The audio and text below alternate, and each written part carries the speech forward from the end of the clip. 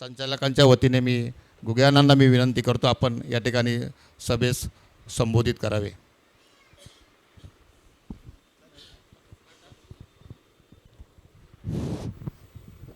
Hello. आज उपस्थित सर्व सभास्थांचे, संस्थेचे संचालक, प्रमुख पाहुणे आणि संस्थेवरती नितांत प्रेम करणारे आणि विश्वास ठेवणारे सर्व सभासद बंधू भगिनींनो, तसं पाहिलं तर मी मूळचा सायन्सचा विद्यार्थी असल्यामुळे ह्या आकड्यातलं काही कळत नाही मला जास्त. आता प्रयत्न करतो शिकायचा, पण वयाच्या मानाने ते लवकर कळत नाही. दातखिळे बुवांना मी बोललो होतो की तुम्ही आकड्याचं नाही, शब्दांची जुळवाजुळव करा. आकडे तर माझाच खेळ नाही तर दुसऱ्याला काय सांगणार आता. असो, पण आपण ज्या पद्धतीने एकमेकाला सहकार्य करून ही संस्था इथपर्यंत आणून सोडलेली आहे, तरीही आपलं पूर्ववत प्रेम कायम आहे आणि आपली सगळ्यांची तळमळ आहे की ही संस्था अशीच उत्तरोत्तर पार पाडावी, उत्तरोत्तर प्रगती करावी आणि आणखी वरचं स्थान प्राप्त करावं. त्याच्याबद्दल मला एक संचालक म्हणून अभिमान वाटतो आणि आपल्या सगळ्यांचं कौतुक वाटतं. तुम्ही आमचं ज्या पद्धतीने कौतुक करताय त्याच्याबद्दल. आता ही संस्था आर्थिक संस्था आहे, नागरी संस्था आहे. म्हणजे सर्वसाधारण लोकांना आपल्या दैनंदिन जीवनामध्ये येणाऱ्या आकस्मिक प्रसंगामुळे किंवा काही कार्य पार पाडण्यासाठी जेव्हा आपल्याला मदतीची गरज पडते त्यावेळेस या संस्थेची उपयुक्तता लक्षात येते आपल्या. बँक दाराशी उभं करत नाही, कारण त्या निकषामध्ये आपण बसत नाही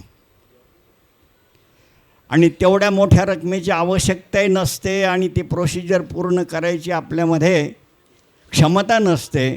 अशा वेळेस या संस्था आपल्या बाजूने उभ्या राहतात.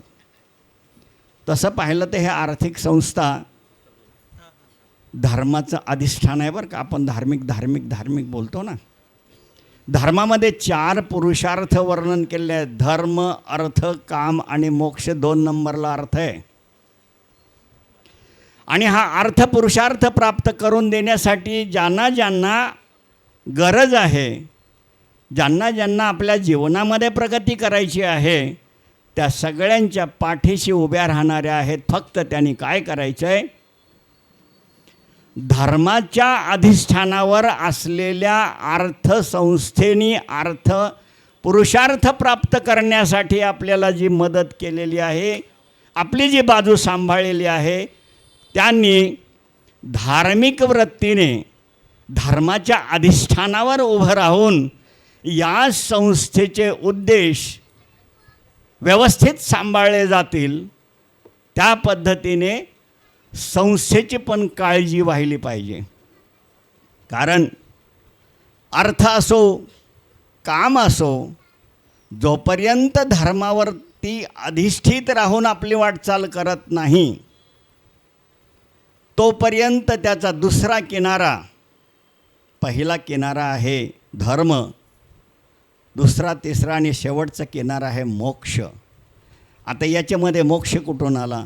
अहो, सगळ्यांनी सुखकर पद्धतीने समाधानाने जगून इतरांनासुद्धा त्या सुखाची अनुभूती करून देणे, या जगण्यालाच मोक्ष म्हणतात. मोक्ष मेल्यापोटी आम्हाशी होईल ऐसे जे म्हणते ते अतिमूर्ख असं माऊलींचं म्हणणं आहे.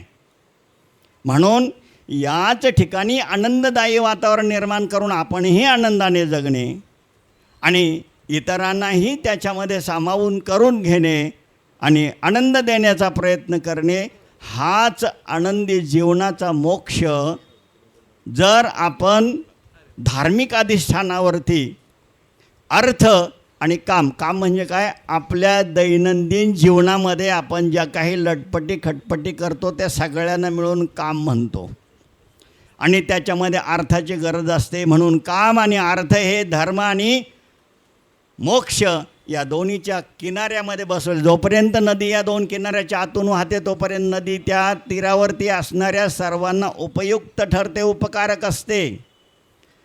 पण अतिवृष्टीमुळे किंवा कुठल्याही कारणामुळे जेव्हा ती नदी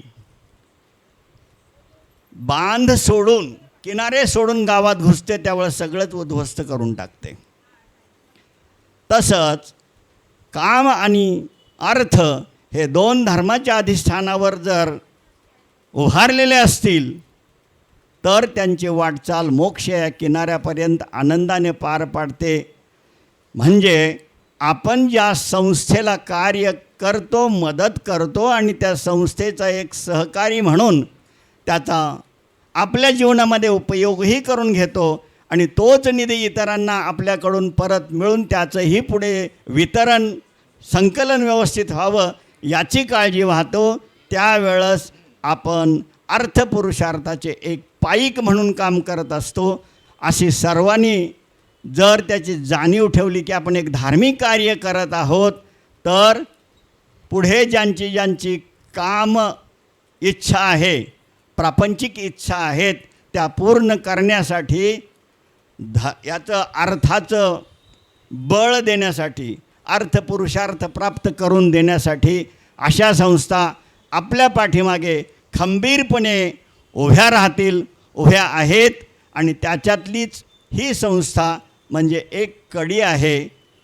म्हणून सर्वांना पुन्हा एकदा आठवण करून देतो की आपण धर्माधिष्ठित अर्थ पुरुषार्थ प्राप्त करण्यासाठी सगळ्यांना एकमेकाला सहकार्य करावं आणि या संस्थेला मोलाचं योगदान देऊन या संस्थेच्या वाटचालीमध्ये आपण सुद्धा चांगल्या प्रकारे सहभाग व्हावं अशी अपेक्षा करतो, विनंती करतो आणि माझे 2 शब्द संपवतो. रामकृष्ण हरी.